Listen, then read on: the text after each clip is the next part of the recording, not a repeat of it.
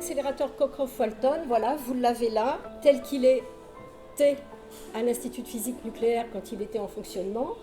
Monsieur Cockcroft et Monsieur Walton ont eu le prix Nobel en 1833 et ils ont été les premiers à vérifier la loi d'Einstein, E égale mc2. Alors avec ces condensateurs et cette diode, comment est-ce qu'on arrive à la chaîne de haute tension? Une diode et un condensateur, vous avez tous monté ça dès que vous avez fait un petit peu de physique, mais au début du siècle, ce n'était pas si évident, et ce circuit s'appelle circuit de Villard.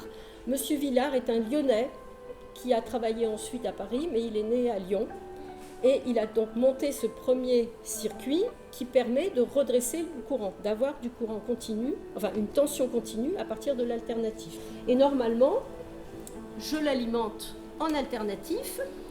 Vous voyez, j'ai une valeur de tension qui est en gros de 0,8 volts. Si j'alimente avec la même tension que ce que j'avais alimenté tout à l'heure, j'ai 2 fois le montage et normalement, je dois avoir une tension à peu près double de celle que j'avais tout à l'heure. Et puis si on continue comme ça, à chaque fois, on va augmenter la tension. Plus il y aura d'étages, plus ça augmentera. Il y en a un qui a été fait ici par les gens de l'Institut de physique nucléaire. Et donc j'ai 120 volts au départ. Et là j'ai une sonde particulière, haute tension, 680 volts. Vous voyez qu'on est monté assez vite. Alors je ne regarde pas exactement les voltages. Là on est à combien? 730, je crois. 730 volts, 4300. Il faut savoir que le générateur haute tension de Lyon, de l'Institut de physique nucléaire, montait à combien? 1 200 000 volts. Ça, c'est ce qui a fonctionné donc au début de l'Institut de physique nucléaire.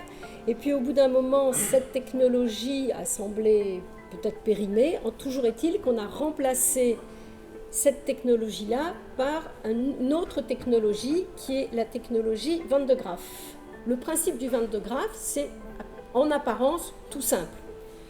On en a une petite maquette ici. Donc je vous rappelle, 30 kV par centimètre. Pour créer le faisceau de particules, on a simplement besoin d'un filament chauffé, un aimant à proximité. Vous allez voir que l'aimant agit sur le faisceau, parce que c'est un faisceau d'électrons. Cet appareil-là avait 7 mètres de haut. Et il y a eu un bâtiment spécial qui a été construit, le dôme, pour ceux qui connaissent un petit peu le campus, qui a été construit pour abriter ce générateur de haute tension associé avec son accélérateur, le premier accélérateur de particules